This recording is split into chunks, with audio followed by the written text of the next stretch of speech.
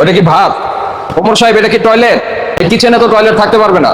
এটা হলো সস, এটা খাবে কাঁচা। এটা হচ্ছে কাঁচা মুরগির মাংস, মুরগির আর কি আছে, মাছ আছে। এটা হলো ম্যারিনেট করা। এটা হলো হাফ ডান, আর এটা হলো ফুল কুক, রান্না করা। তাহলে রান্না করা, কাঁচা, ম্যারিনেট করা সব একসঙ্গে রাখছেন। এটা কি রাখতে পারেন ফ্রিজে? ফ্রিজে আপনি বেতন পান না এখান থেকে? তাহলে কি এই প্রতিষ্ঠানের ক্ষতি করছেন? কি রেখে দেন, মানে এটা কাজটা কি? এরপর এটা দিয়ে কি কারে খাওয়াবেন?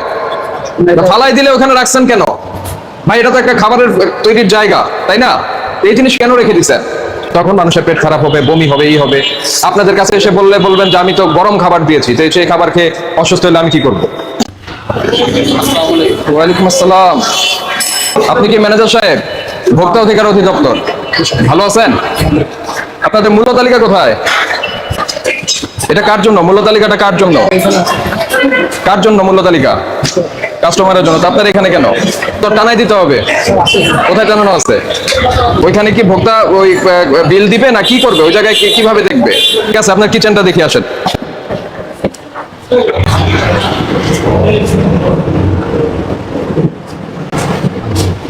বলেন তো, এটা কবেকার?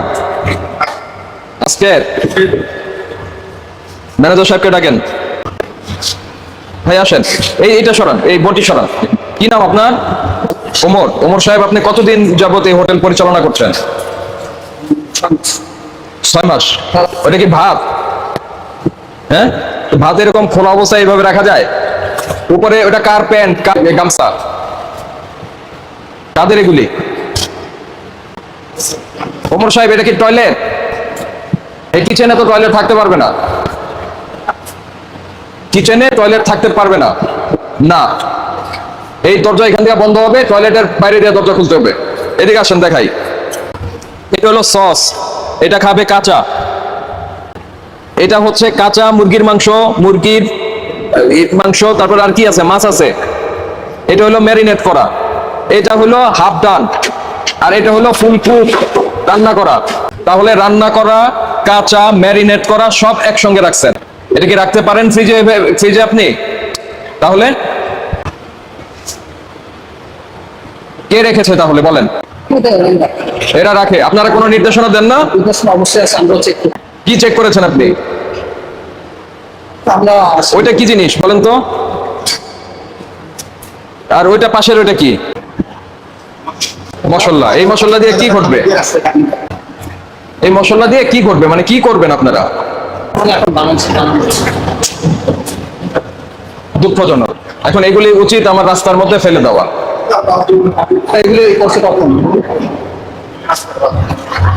আজকের ভাজা তাহলে কাঁচা মাছ মাংসের সঙ্গে কি করে? প্রতিদিন সকালে বেতন পান না এখান থেকে? তাহলে কি এই প্রতিষ্ঠানের ক্ষতি করছেন?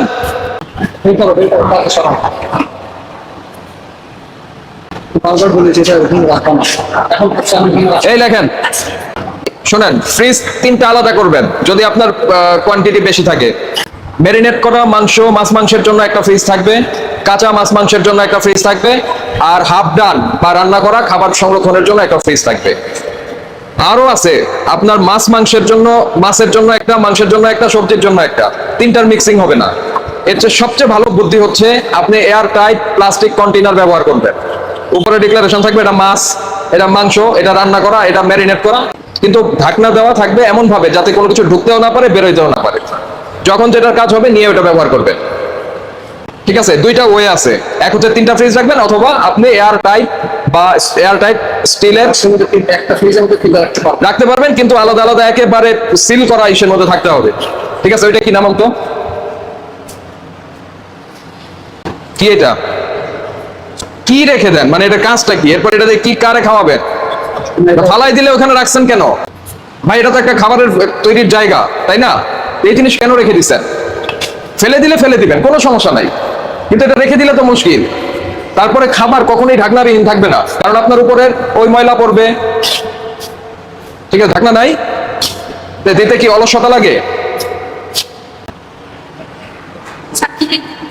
লেখেন একই ফ্রিজে, আর এই বন্ধ হয়ে যাবে।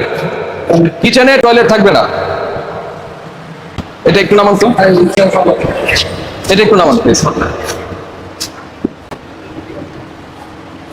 এটা সরান। এই পাত্রটার কাজ কি? এই যে নিচের পাত্রটা, হ্যাঁ, এই নোংরা ভাঙা এই পাত্র রাখার দরকারটা কি? কোনো দরকার নাই, এটা ফেলেন। আলাদা করে রাখবো, আর যদি একসঙ্গে রাখবো তাহলে এয়ার টাইট বক্স টয়লেটটা সরাই দিবেন। আর রান্না করা সকল খাবার আপনি ঢাকনা দিয়ে রাখতে হবে, ঠিক আছে?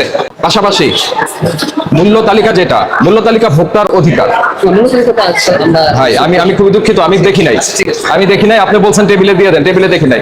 আপনি এখানে টানাই দেন, যেখানে ভোক্তা দেখতে পারবে, দেখে খাবারের অর্ডার করতে পারবে, ঠিক আছে? ওইখানে যে খাবার আপনি শো করছেন ওইখানে ছোট ছোট ট্যাগেও দিতে পারেন। মাংসে এক ধরনের মাইক্রো অর্গানিজম থাকে, মাছে থাকে একরকম, যেটা রান্না করা এবং ম্যারিনেট করা খাবারে থাকবে না, ঠিক আছে? কাঁচা মাংসের মধ্যে থাকবে একরকম। দুইটা যখন রাখবেন একসঙ্গে, ম্যারিনেট করা মাংসটা আপনি কত সময় ধরে রান্না করবেন? অল্প সময় ধরে রান্না করবেন, এই জন্য ম্যারিনেট করছেন। আর যেটা কাঁচা সেটা বেশি সময় ধরে রান্না হবে। তো যদি কাঁচাটার মাইক্রো অর্গানিজম যদি ওই ম্যারিনেট করা খাবারে বা রান্না করা খাবারে বা হাফ ডান খাবারে যায়, সেটা তো ওই সময় নিয়ে রান্না হবে না। তার মানে কি, এইখানকার যেই ব্যাকটেরিয়া গুলি আছে সেগুলি আপনার ওই খাবারটাকে কন্টামিনেটেড করলো। সেই খাবার খেয়ে মানুষ তো দেখলো যে গরম খাবার খেয়েছি, কিন্তু 60°C, মিনিমাম 60°C যখন আপনার 30 মিনিট যখন এটা কুক না হবে, 20 মিনিট যখন কুক না হবে, তখন ওটা তো মরবে না, ওটা থেকে যাবে। তখন মানুষের পেট খারাপ হবে, বমি হবে, ই হবে। আপনাদের কাছে এসে বলবেন আমি তো গরম খাবার দিয়েছি, তো সেই খাবার খেয়ে অসুস্থ হলে আমি কি করব? আপনার প্রবলেমটা হয়ে গেছে ফ্রিজে, ঠিক আছে? আপাতত আমরা আপনাকে সতর্কতামূলক 10,000 টাকা ফাইন করছি, 43 ধারায়, ধারা 43, 10,000 টাকা ফাইন করছি। এই ধারায় 1 লক্ষ টাকা জরিমানা করার বিধান আছে। কিন্তু আপনাকে কথা দিতে হবে, আমরা যে বিষয়গুলি আপনাকে বলেছি সেগুলি আপনাকে মানবেন, ঠিক আছে? ভাই একটা কথা বলি, মানুষ এখন অনেক ব্যস্ত। হয়তো এমন ফ্যামিলি আছে যে যারা দুইজনই চাকরি করে, বাসায় এসে রান্না করার সুযোগ নাই। আপনারা সেই সাপোর্টটা দিচ্ছেন, তো দয়া করে সেটা স্বাস্থ্যসম্মত ভাবে দেন। আপনারাও খান, ভালো কথা। এই যে দেখেন আপনার কর্মচারীরা, এদেরকে আমার ডিমোটিভেটেড মনে হয়। এই যে একজন দেখতেছে কিন্তু এটা খাবার আজকে আমি বলে গেছি, ও হয়তো আর এটা শুনলো না। আপনাকে এটা নজরদারি করতে হবে।